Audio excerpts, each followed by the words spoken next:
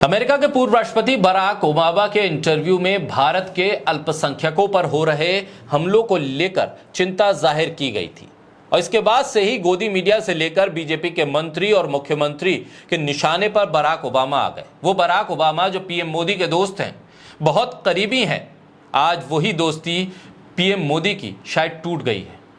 आज वही दोस्त प्रधानमंत्री के मंत्रियों के निशाने पर आ गया है।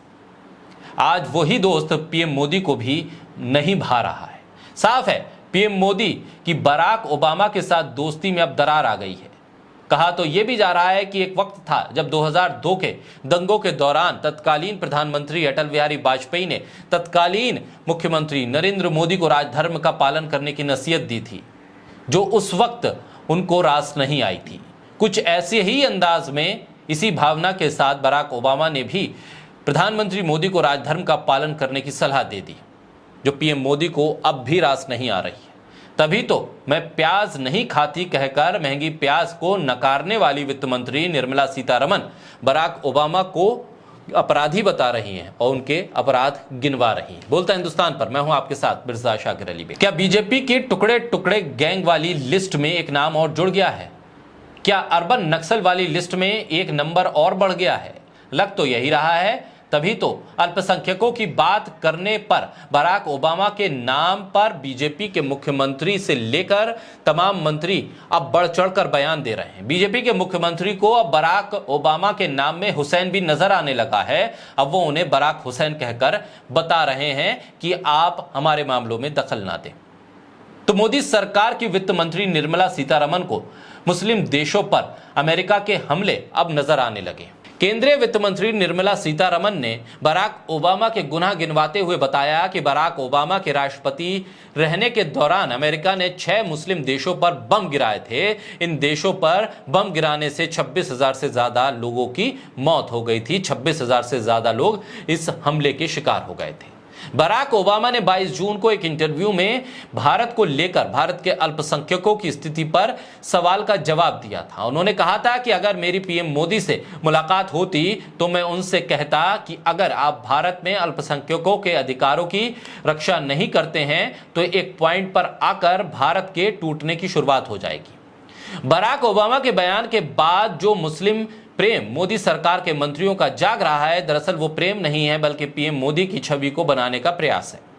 शायद निर्मला सीतारमण को लग रहा है कि बराक ओबामा को वो बयान देकर दुनिया भर में विलेन बना देंगी। लेकिन सवाल ना पीएम मोदी का है और ना बराक ओबामा का है। सवाल इस बात का है कि जिस सबका साथ, सबका विकास, सबका विश्वास और जिसमें सबका प्रयास भी शामिल है, इसकी बात पीएम मोदी ने अमेरिका में कही थी, वो भारत में क्यों नहीं दिखता है? उत्तराखंड के बाद हिमाचल में भी मुसलमानों को राज्य छोड़ने की धमकी दी जा रही है। ऐसे में भगवादारी संगठन रैली निकाल रहे हैं, मुसलमानों को धमका रहे हैं, खुलेआम वो ऐलान कर रहे हैं कि हिमाचल को छोड़ दो। पिछले साल की कई घटनाओं को अगर एक तरफ रख भी दें तो जम्मू कश्मीर की मस्जिद में घुसकर सेना के जवानों का जबरन जय श्री राम कहलवाना मुसलमानों को लेकर क्या संदेश दे रहा है? क्या यह घटना सिर्फ भारत तक सीमित रहेगी?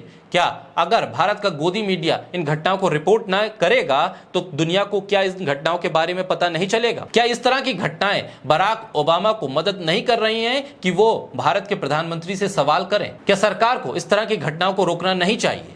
कांग्रेस बीजेपी शासित राज्यों को अलग अलग नजर से देखने की बात ना करते हुए अगर हम देखें कि भारत के प्रधानमंत्री से अमेरिका में पूरे भारत को लेकर सवाल किया गया है, ना कि यह कहा गया है कि बीजेपी शासित राज्यों में क्या हो रहा है और कांग्रेस शासित राज्यों में क्या हो रहा है। ऐसे में पूरे भारत की एक रूपरेखा अगर तैयार करें तो वहां किस तरह से मुसलमानों को लेकर बयान दिए जा रहे हैं, इसको लेकर अगर सरकार कार्रवाई कर दे और फिर सरकार ये कह दे कि देखिए यहां कोई घटना हुई तो हमने ये कार्रवाई की है, तब तो बराक ओबामा को जवाब मिलेगा।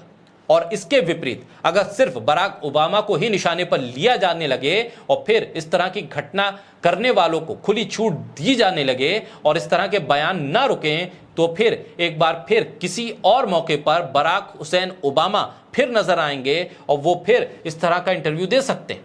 इस बार तो अमेरिका के ये पूर्व राष्ट्रपति हैं, किसी और देश का भी कोई नेता हो सकता है। ऐसे में सवाल इस बात का है कि भारत के भीतर की स्थिति को समझते हुए कानूनी कार्रवाई को मजबूत करना होगा ताकि देश के भीतर की स्थिति भी सामान्य रहे और फिर देश के बाहर जो लोग सवाल उठाते हैं उनको जवाब भी दिया जा सके।